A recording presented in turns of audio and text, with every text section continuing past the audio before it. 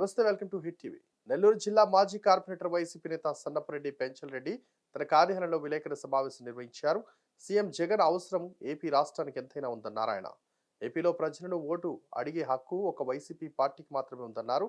నాడు నేడు పథకంలో అనేక స్కూళ్లు అభివృద్ధి చేశామన్నారు. అర్హులైన వారందరికీ సంక్షేమ పథకాలు అందించారన్నారు. జగనన్న సురక్ష కార్యక్రమంలో ఇంటి వద్దకే వచ్చి వైద్య పరీక్షలు నిర్వహిస్తున్నారు. కాబట్టి జగన్ విమర్శించే వాళ్ళు ఒక్కసారి ఆత్మ పరిశీలన చేసుకోవాలని సూచించారు. ఎలక్షన్లకు 3 నెలల గడువు ముందు అంగన్వాడీలు, పారిశుద్ధ్య కార్మికులు ధర్నాలు చేస్తున్నారు. ఇవి నిజమైన ధర్నాలుగా లేవని, వారి వెనుక ఇంకెవరో ఉండి నడిపిస్తున్నట్టు తమకు అనిపిస్తుందని సంచలన వ్యాఖ్యలు చేశారు. ధర్నాలు చేసే అంగన్వాడీలు కూడా ఒక్కసారి పునరాలోచించుకోవాలని కోరారు. కూడా జనం కూడా రాజశేఖరం చూస్తుంది. ఈరోజు అటువంటి పథకాలు దాదాపు ఒక 10-15 పథకాలు ఇచ్చి నిరంతరం వాళ్ళ యొక్క ఆలోచనని ఏ విధంగా చేయాలా, ఆ ప్రజలకు ఏది చేయాలా అని నిరంతరం ఆలోచించే వ్యక్తిని ముఖ్యమంత్రి కావాలంటారా వద్దంటారా? ఇటువంటి ముఖ్యమంత్రిని ఈ లబ్ధిదారులు కావచ్చు, ఈ యొక్క చదువుకున్న విద్యార్థులు కావచ్చు వదులుకుంటారా అనుకుంటున్నారా మీరు? మేము అడుగుతున్నాం, ఈ ముఖ్యమంత్రి వద్దు, ఇంకొకరు కావాలి అంటే గతంలో మీరు చేసిన పనులు ఏమైనా ఉంటే ప్రజలకు చెప్పండి. మీ ప్రజల్ని మేము ఇది చేశాం గుర్తుందా మీకు లేదా అని ఒక పథకం చెప్పేది కానీ, ఒక సహాయం చేసింది కానీ మీ దగ్గర ఏమైనా ఉన్నాయా? ఉంటే పత్రికాముఖంగా ప్రజలకు తెలియజేయండి. మేము వస్తే మళ్ళీ ఇది చేస్తామని. ఈరోజు ధైర్యంగా వైఎస్ఆర్ కాంగ్రెస్ పార్టీ కార్యకర్తలు, పార్టీ నాయకులు ప్రజల దగ్గర పోయి ఓటు అడిగే ధైర్యం దొమ్మ మా పార్టీకే ఉంది. మేమే అడగగలం, మీకు ఈ పని చేశాం, రాబోయే రోజులు ఇంకొక పని చేస్తాం, మాకు ఓటేయండి అమ్మా అని అడిగే ధైర్యం మాకు తప్ప ఆంధ్రప్రదేశ్లో ఏ ఒక్క పార్టీకి లేదు, రాదు. మరొకటి ఆరోగ్యం. అట్టడుగురా ఏ రోజు ఆ కూలి చేసుకొని ఆ రోజు కూలితో బతికే జనం మన ఆంధ్రప్రదేశ్లో 50% నుంచి 60% మంది ఉన్నారు. వారికి ఏదైనా ఆరోగ్యం బాగలేకపోతే వాళ్ళు అప్పు చేసి అప్పులు పాలయ్యి ఆ కుటుంబాలు ఎంతోమంది కట్టలేక వేలం వేసుకొని కోర్టులు తిరిగిన పరిస్థితి మన ఆంధ్రప్రదేశ్లో ఉంది. అటువంటి ఏ కుటుంబం కూడా ఆరోగ్యం కోసం అప్పు చేయకూడదు నా పాలనలో అని ఆరోగ్యాన్ని సమూలంగా మార్చిన ఏకైక వ్యక్తి జగన్మోహన్ రెడ్డి. అవునంటారా కాదంటారా? ఆయన విమర్శించే వాళ్ళని కూడా ఆత్మ విమర్శ చేసుకోమను. గతంలో ఏ ముఖ్యమంత్రి అయినా ఆరోగ్య పథకాన్ని ఇంత సమూలంగా మార్చిన ముఖ్యమంత్రి ఎవరైనా ఉన్నారా? 3 సంవత్సరాల్లో ఆంధ్రప్రదేశ్ ఆరోగ్య వ్యవస్థని సమూలంగా మార్చిన ముఖ్యమంత్రి జగన్మోహన్ రెడ్డి కాదంటారా అవునంటారా? ఆరోగ్యశ్రీ పథకంలో ఎన్నో జబ్బులు పెట్టిన వ్యక్తి, స్థాపించిన వ్యక్తి రాజశేఖర రెడ్డి గారు అయితే, ఆయన తర్వాత వచ్చిన ముఖ్యమంత్రులు ఆ యొక్క డబ్బుని ఇన్వెస్ట్మెంట్ చేసేదానికి పాపం పేదలకు హాని చేసేదానికి ఆలోచన లేక ఆ జబ్బుల్లో కోతలు పెట్టి ఆఖరాకి హెడ్ క్వార్టర్స్ హాస్పిటల్కి పోతే కూడా ఎంట్రీ ఫీజు పెట్టిన ఘన చరిత్రగా నాయకులు ఉన్నారు. ఈరోజు మన ముఖ్యమంత్రి జగన్మోహన్ రెడ్డి గారు పరిపాలన చేపట్టిన రోజు నుంచి ఆరోగ్యశ్రీ అనే దాని మీద, ఆరోగ్యం, వైద్యం మీద, విద్య మీద ఎంత సమూల మార్పులు చేస్తూ వచ్చారో పేద వర్గాలకి 70-80% ఉన్న వర్గాలకి అందరికి కూడా తెలుసు.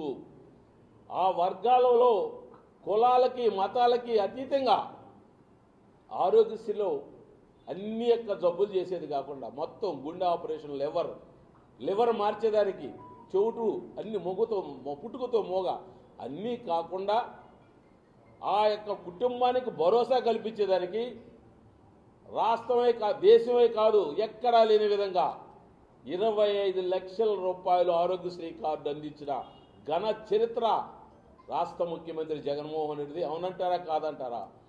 ఇంత చేసిన వ్యక్తిని మళ్ళా ముఖ్యమంత్రి కోరుకుంటారా ఈ పీపుల్స్, ఈ ప్రజలు? ఇంకెవరినైనా కోరుకుంటారా? ఒకసారి మీరు ఆత్మ పరిశీలన చేసుకోండి. మీ ద్వారా ప్రజలను అడుగుతున్నా, మీ ద్వారా జగన్మోహన్ రెడ్డి విమర్శించే వ్యక్తులను అడుగుతున్నా. ఆయన వచ్చింది 3 సంవత్సరాలు ఫస్ట్ టైం ముఖ్యమంత్రి. ఆ ముఖ్యమంత్రికి ఇంత ఆలోచన వచ్చి ఇంత సమూలమైన మార్పులు చేసినా ఆ వ్యక్తిని విమర్శించేదానికి ఆలోచన రావాలి కదా. గతంలో మీకు ఎందుకు ఈ ఆలోచన రాలేదు? గతంలో ఏ ముఖ్యమంత్రికైనా ఇటువంటి ఆలోచన వచ్చింది? ఆ పేద ప్రజల కోసం ఇన్ని మెరుగైన సేవలు అందించాలా, వాళ్ళకి విద్య అందించాలా, వాళ్ళకి పెన్షన్లు ఇవ్వాలా, వాళ్ళ యొక్క పిల్లకాయలు బళ్ళు పంపుతున్నారు కాబట్టి వాళ్ళ యొక్క ఈ కుటుంబం జరిగేదానికి 40 సంవత్సరాలు దాటిన వాళ్ళకి 15,000 రూపాయలు ఇవ్వాలా? ఇవన్నీ మీకు ఎందుకు రాలేదు? ఎన్ని వచ్చి ఇంత సహాయం చేసినా ఈ ప్రజలు ఎందుకు మళ్ళా తిరిగి ముఖ్యమంత్రి జగన్మోహన్ రెడ్డి కావాలనుకుంటారు? ఖచ్చితంగా అనుకుంటారు. ఖచ్చితంగా మళ్ళా ముఖ్యమంత్రి ఆయనే కావాలి. ఏం కావాలన్నా ఆయన ఉంటేనే మనకు జరుగుతుంది అని ఒక నమ్మకం, విశ్వాసం ఆంధ్రప్రదేశ్ ప్రజల్లో ఉంది. అదేవిధంగా ఉద్దానం, ఈ ఉద్దానం అనే ఊరు ఆంధ్రప్రదేశ్ పుట్టినరోజు నుంచి ఉంది. ఆంధ్రప్రదేశ్ తొలి ముఖ్యమంత్రి ఎవరో నాకు తెలియదు కానీ రాష్ట్రాల్లో అంగన్వాడీ టీచర్స్కి, అంగన్వాడీ వర్కర్స్కి జీతాలు ఎలా ఉన్నాయని ప్రజాశక్తిలో ప్రచురించడం జరిగింది. మన రాష్ట్రం 10వ స్థానంలో ఉన్నామని రాశారు. వాస్తవం. మన రాష్ట్రం ఏర్పడి 8 సంవత్సరాలైంది. జగన్మోహన్ రెడ్డి గారు ముఖ్యమంత్రి 8 సంవత్సరాలైంది. మీకు పైనున్న 9 రాష్ట్రాల్లో ముఖ్యమంత్రి ఏర్పడి 8 సంవత్సరాలైంది. ముఖ్యమంత్రులు ఎంత మారారు? ఆ కంపారిజన్ చేయరా? ఆ కంపారిజన్ అవసరం లేదా? దాంట్లో కూడా 500-600 తేడా ఉందండి. 3 సంవత్సరాల్లో 40 సంవత్సరాల చరిత్ర గల కేరళ రాష్ట్రంతో పాటు మా ముఖ్యమంత్రి జీతాలు ఇస్తున్నాడంటే అది గర్వం. ఈరోజు 10వ స్థానం కాదు మీరు చూపించాల్సింది. 3 సంవత్సరాల ముఖ్యమంత్రి ఏ స్థానంలో ఉన్నాడు? 40-50 సంవత్సరాల రాష్ట్రాల పరిపాలించిన ముఖ్యమంత్రులు ఏ స్థానంలో ఉండాలని చూపించాలి. ఆ కంపారిజన్ కావాలి.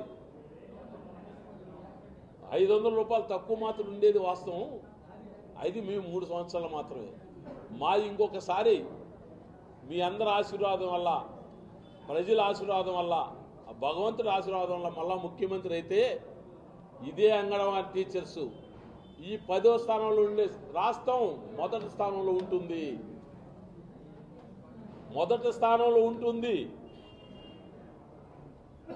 మా వయసు 3 సంవత్సరాలండి. 3 సంవత్సరాల్లో మేము మీతో పోటీ పడుతున్నామంటే మా గొప్ప మనసు ఉందా లేదా ఒకసారి ఆలోచించండి.